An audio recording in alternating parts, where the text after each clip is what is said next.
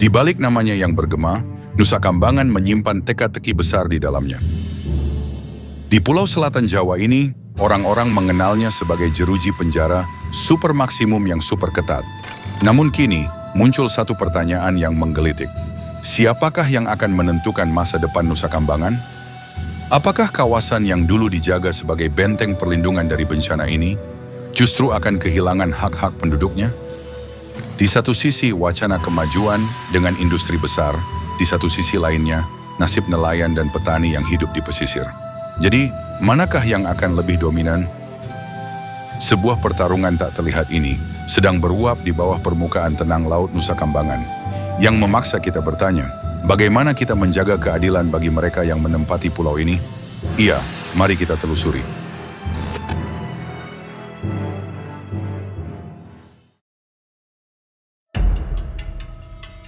Pulau Nusa Kambangan tersohor sebagai pulau penjara terpencil yang terletak di ujung Jawa Tengah.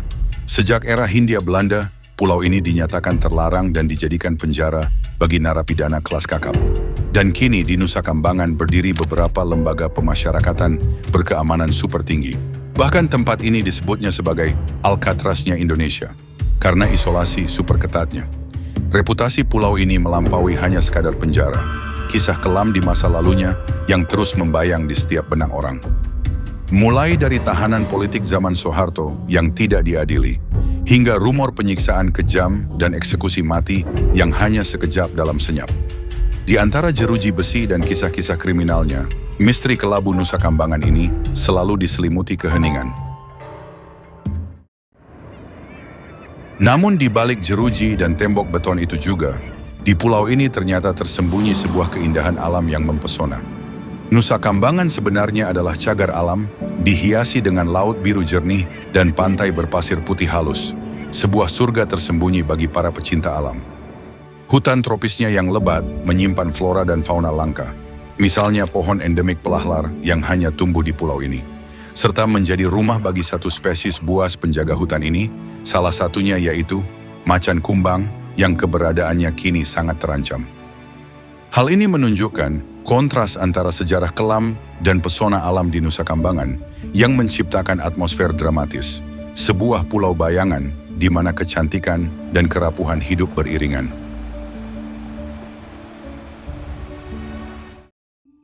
Pulau yang berstatus cagar alam ini juga menampung kehidupan sederhana. Sekitar 3.000 jiwa penduduk tinggal di sana.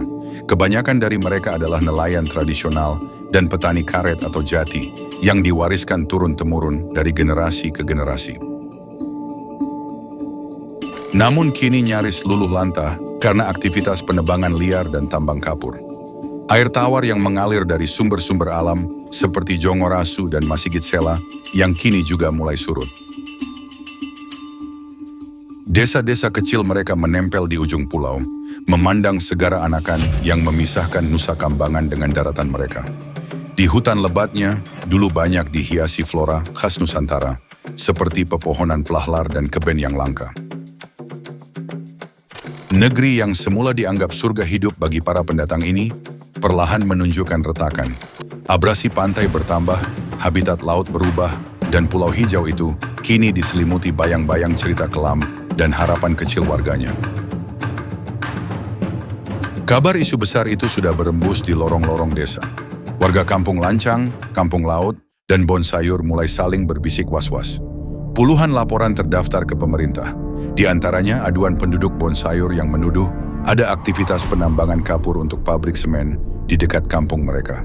Sementara itu, masyarakat mengaku mendengar bisik-bisik bahwa ratusan hektar tanah desa hendak diakuisisi. Beberapa kepala keluarga di tanah gambut kecil itu mendapatkan surat permohonan pengukuran lahan. Yang lain mendengar petugas membicarakan ganti rugi lahan subur mereka. Semua sayup-sayup itu menciptakan kecemasan. Apakah tanah nenek moyang akan ditukar dengan janji pembangunan? Tanya mereka satu sama lain. Warga memendam kekhawatiran. Setelah penjara, mungkinkah kini rumah dan ladang mereka juga yang harus dilunasi?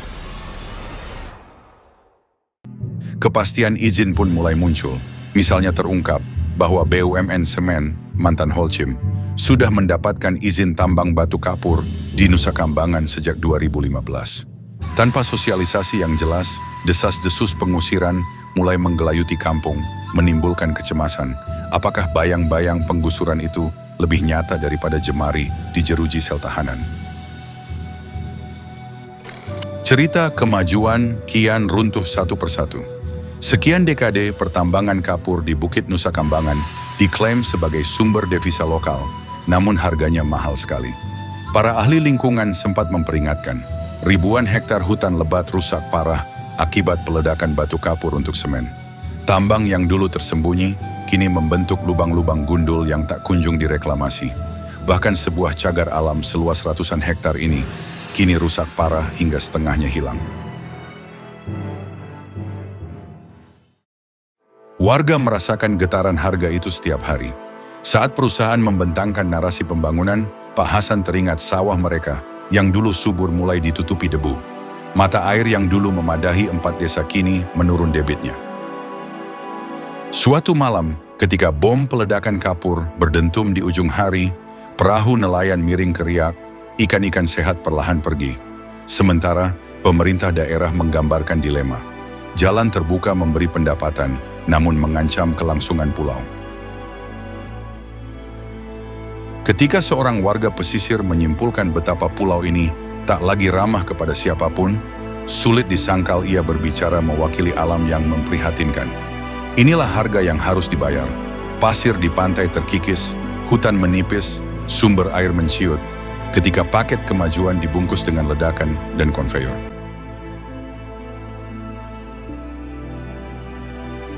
Dalam keheningan cemas itu, perlahan muncul keberanian berbicara. Warga desa dan pemuda membentuk paguyuban kecil, bersuara menuntut keadilan. Buku aduan elektronik pemerintah dipenuhi aspirasi, menolak izin tambang tanpa kejelasan. Yayasan peduli lingkungan berinisiatif memberi pendampingan hukum pada warga. Meskipun belum besar, semangat itu mulai terbentuk. Suara-suara menolak menggenapi cerita, menuntut dialog terbuka. Dalam kebersamaan itu tersirat keyakinan, jika pulau ini ditakdirkan bangkit, itu hanya melalui kehendak warga yang berani bersuara. Hingga kini, masa depan Nusa Kambangan masih terhitung rapuh. Badai konflik lahan bisa menerjang kapan saja, menggorok habis tradisi dan keanekaragaman di pulau ini jika tak dijaga. Hutan yang tersisa, pantai yang memanggil nelayan, dan ladang yang menunggu panen perlu dijaga, bukan dikorbankan demi keuntungan semata. Untuk dukungan Anda terhadap channel ini, bisa dengan cara like, share, dan subscribe. Atau bisa juga melalui link yang ada di dalam deskripsi video ini. Terima kasih sudah menonton, sampai jumpa di video selanjutnya.